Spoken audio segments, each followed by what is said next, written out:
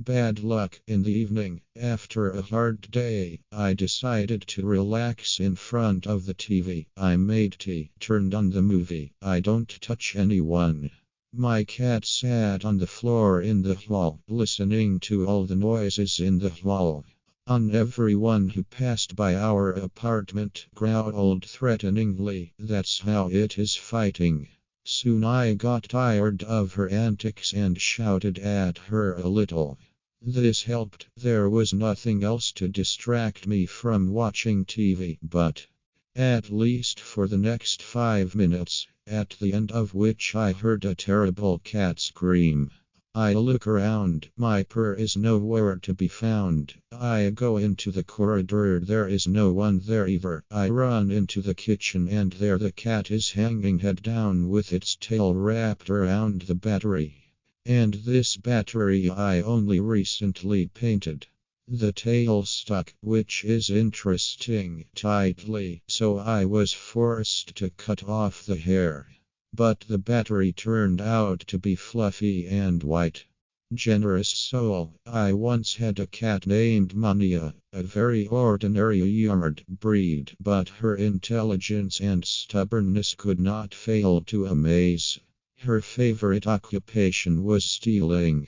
My mustachioed pet stole all sorts of goodies, stole not at home, but from neighbors, and, importantly, all the stolen goods dragged into the house. One night, late in the evening, I tried to sleep for a long time, and when, it would seem, sleep finally came to me, I felt something cold and large next to my head. This something I grabbed with my hand. It felt soft, a little viscous, very unpleasant, so reflexively I threw this thing aside.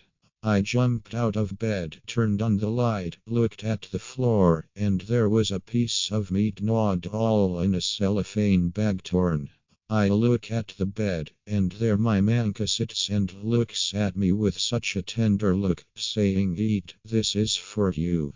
Curb, a bachelor friend of mine, had a cat named Gray. One day he decided to bring another animal into the apartment, bought a parrot. This acquisition pleased not only him but also the purr. Pussy felt as if all the hunting instincts had been awakened in her. The parrot was displeased. It was impossible to lose vigilance because of the risk of being caught. Gray made him look for the fifth corner every 5 to 10 minutes. Such games continued for months. During all this time, the cat never managed to catch a parrot. Either she wanted it so much, or the bird was clever. Whatever it was, the latter soon got tired of hunting. When the parrot noticed the furry tormentor approaching, instead of fluttering into the air, it turned around and said, "Gray, get out." With these words, the owner usually drove his pet away when he got in the way. Gray didn't expect this from the bird, and the cat stared at its prey in shock, then slowly sank down, its paws curled up. After that, she completely lost interest in the parrot.